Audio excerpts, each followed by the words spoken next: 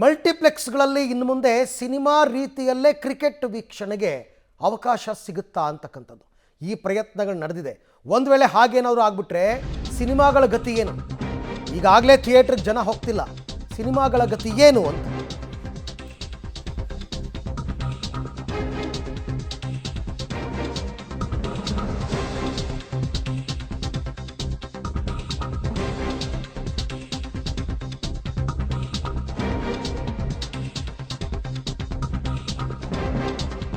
ಮಲ್ಟಿಪ್ಲೆಕ್ಸ್ಗಳಲ್ಲಿ cinema ರೀತಿ cricket ಪ್ರದರ್ಶನಕ್ಕೆ ಪ್ರಯತ್ನಗಳಾಗ್ತಾ ಇದೆ. ಅಲ್ಲಿಗೆ ಗಾಂಧಿನಗರದ ಮಂದಿಗೆ ಲಾಸ್ಟ್ ವಾರ್ನಿಂಗ್ ಆಗುತ್ತಾ ಈ ಸಂದೇಶ. ಸಿನಿಮಾಗಳು ಮಾಡೋದೇ ನಿಲ್ಲಿಸ್ಬಿಡ್ಬೇಕಿನ್ಮೇಲೆ ಜನ. ಮಲ್ಟಿಪ್ಲೆಕ್ಸ್ನಲ್ಲಿನ ಚಿತ್ರ ಪ್ರದರ್ಶನದ ಸಂಸ್ಕೃತಿಗೆ ಕೊನೆ ಮೊಳೆ ಹೊಡೆಯುವ ಪ್ರಯತ್ನಗಳಾಗ್ತಾ ಇದೆ. BCCI ಜೊತೆ ಒಪ್ಪಂದಕ್ಕೆ ಮುಂದಾಗಿದೆಯಾ PVR ಅಂತ. ಸಿನಿಮಾ ರೀತಿ ಕ್ರಿಕೆಟ್ ಪ್ರದರ್ಶನ. ಈಗ ಉದಾಹರಣೆಗೆ ಇವಾಗ IPL ನಡೀತಾ ಇದೆ. IPLನ ಥಿಯೇಟ್ರಲ್ಲಿ ನೋಡೋದು ಟಿಕೆಟ್ ತಗೊಂಡು. ಭಾರತದ 30 ಸಿಟಿಗಳ PVRನಲ್ಲಿ ಕ್ರಿಕೆಟ್ ಪ್ರದರ್ಶನಕ್ಕೆ ಅವಕಾಶ ಅಂತ ಮಾಹಿತಿಗಳು ಬರ್ತಾ ಇದೆ. ಕರ್ನಾಟಕದ ಬೆಂಗಳೂರು, ಧಾರವಾಡ ಸೇರಿದಂತೆ ಮಹಾರಾಷ್ಟ್ರ, ಗುಜರಾತ್, ಹೈದರಾಬಾದ್ ಸೇರಿದಂತೆ ಹಲವೆಡೆ PVRಗಳಲ್ಲಿ ಪ್ರದರ್ಶನ ಅಂತೆ. ಆದರೆ ಸಿನಿಮಾ ಆ್ಯಕ್ಟ್ ಪ್ರಕಾರ ಇದಕ್ಕೆ ಅವಕಾಶ ಇಲ್ಲ. ಸೆನ್ಸಾರ್ ಇಲ್ಲದೆ ಥಿಯೇಟರ್ ಮತ್ತು PVRನಲ್ಲಿ ಏನನ್ನೂ ಪ್ರದರ್ಶಿಸುವಂತಿಲ್ಲ. ಒಂದು ವೇಳೆ ಕ್ರಿಕೆಟ್ ಪ್ರದರ್ಶನಕ್ಕೆ ಅನುಮತಿ ಸಿಕ್ಕಿದ್ರೆ ಸಿನಿಮಾ ಕಥೆ ಅಷ್ಟೇ ಅಂತ ಇದೆ ಗಾಂಧಿನಗರ. ಈಗಾಗಲೇ ಕ್ಲಬ್ಬು, ಪಬ್ಗಳಲ್ಲಿ ಮೇಜರ್ ಮ್ಯಾಚ್ಗಳಿರೋ ಟೈಮಲ್ಲಿ ದೊಡ್ಡ ದೊಡ್ಡ ಸ್ಕ್ರೀನ್ ಹಾಕ್ಬಿಟ್ಟು ನಿಮಗೆ ಸಿನಿಮಾ ಕ್ರಿಕೆಟ್ ತೋರಿಸ್ತಾರೆ. IPL finals ದಿವಸನೋ, semifinals ದಿವಸನೋ, world cup ಮತ್ತು ಚಾಂಪಿಯನ್ಸ್ ಟ್ರೋಫಿ ಇಂಥ ಟೈಮಲ್ಲಿ ಪಬ್ಗಳಲ್ಲೆಲ್ಲ ತೋರಿಸ್ತಾರೆ. ದೊಡ್ಡ ದೊಡ್ಡ ಸ್ಕ್ರೀನ್ಗಳಲ್ಲಿ ಕ್ಲಬ್ಬಲ್ಲಿ ನೋಡ್ತಾರೆ ಜನ ಕೂತ್ಕೊಂಡು. ಇನ್ಮೇಲೆ ಥಿಯೇಟ್ರ್ನಲ್ಲಿ ನೋಡೋದು. ಆವಾಗ ಸಿನಿಮಾಗಳ ಗತಿ ಏನು ಅಂತ ಪ್ರಶ್ನೆ. ಈ ಬಗ್ಗೆ ಮತ್ತಷ್ಟು ಮಾಹಿತಿ ನನ್ನ ಕೊಲೀಗ್ ಧನು ಅವರಿಂದ ಪಡ್ಕೊಳ್ಳೋಣ. ಧನು, ಈಗಾಗಲೇ BCCI ಜೊತೆ PVR ಅವರು ಒಪ್ಪಂದಕ್ಕೆ ಪ್ರಯತ್ನ ಪಡ್ತಾ ಇದ್ದಾರೆ. ಸಿನಿಮಾ ಆ್ಯಕ್ಟ್ ಇದಕ್ಕೆ ಅವಕಾಶ ಕೊಡಲ್ಲ. ಅವಕಾಶ ಸಿಕ್ಕಿದ್ರೆ ಮುಂದೇನು, ಸಿನಿಮಾಗಳ ಗತಿ ಏನು ಅಂತಕ್ಕಂಥ ಪ್ರಶ್ನೆ.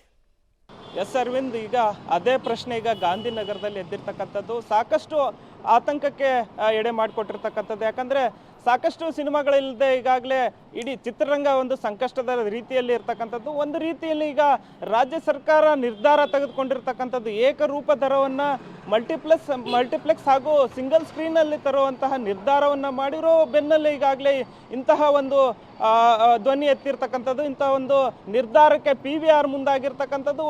ಎಲ್ಲೋ ಗಾಂಧಿನಗರಕ್ಕೆ ಇದೊಂದು ಕುತ್ತು ತರುವಂತಹ ಕೆಲಸ ನಡೀತಾ ಇದೆ ಅನ್ನೋ ಒಂದಿಷ್ಟು ಮಾಹಿತಿಗಳು ಈಗ ಲಭ್ಯ ಆಗ್ತಾ ಇರ್ತಕ್ಕಂಥದ್ದು. PVR BCCIಗೆ ಈಗ ಹೋಗಿರ್ತಕ್ಕಂಥದ್ದು. ಅಲ್ಲಿ ಏನಂದರೆ ಸಿನಿಮಾಗಳ ರೀತಿ ಒಂದು ಕ್ರಿಕೆಟನ್ನು ಪ್ರದರ್ಶನ ಮಾಡೋದಕ್ಕೆ ಈಗ ಅನುಮತಿಯನ್ನು ಕೇಳಿರ್ತಕ್ಕಂಥದ್ದು. ಇದು ಏನಾದರೂ ಅನುಮತಿ ಸಿಕ್ಕು, ಅವಕಾಶ ಸಿಕ್ಕು, ಅಲ್ಲೇನಾದರೂ ಸಿನಿಮಾ ರೀತಿ ಕ್ರಿಕೆಟ್ಗಳನ್ನು PVRನಲ್ಲಿ ಪ್ರದರ್ಶನ ಮಾಡೋದಕ್ಕೆ, ಮಲ್ಟಿಪ್ಲೆಕ್ಸ್ನಲ್ಲಿ ಪ್ರದರ್ಶನ ಮಾಡೋದಕ್ಕೆ ಏನಾದರೂ ಅನುಮತಿ ಸಿಕ್ಕರೆ ಈಗ ಸಹಜವಾಗಿ ಗಾಂಧಿನಗರಕ್ಕೆ ಮತ್ತು ಸಿನಿಮಾ ಮಂದಿಗೆ ಇದು ಹೊಡೆತ ಕೊಡುವಂತಹ ಕೆಲಸ ಆಗುತ್ತೆ.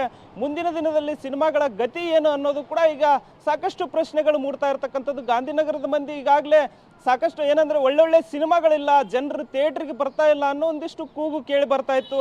ಇದರ ಬೆನ್ನಲ್ಲೇ ಈಗ PVR ಇಂಥ ಒಂದು ನಿರ್ಧಾರಕ್ಕೆ ಮುಂದಾಗಿರ್ತಕ್ಕಂಥದ್ದು. ಸಾಕಷ್ಟು ಎಲ್ಲೋ ಅವರಿಗೆ ಮತ್ತೊಂದಿಷ್ಟು ಆತಂಕ ಶುರುವಾಗಿರ್ತಕ್ಕಂಥದ್ದು. ಸಿನಿಮಾಗಳ ಮೇಲೆ ಕೋಟಿ ಬಂಡವಾಳ ಹಾಕೋದು ಹೇಗೆ ಅನ್ನೋ ಒಂದು ಪ್ರಶ್ನೆಗಳು ಕೂಡ ಈಗ ಎದುರಾಗಿರ್ತಕ್ಕಂಥದ್ದು.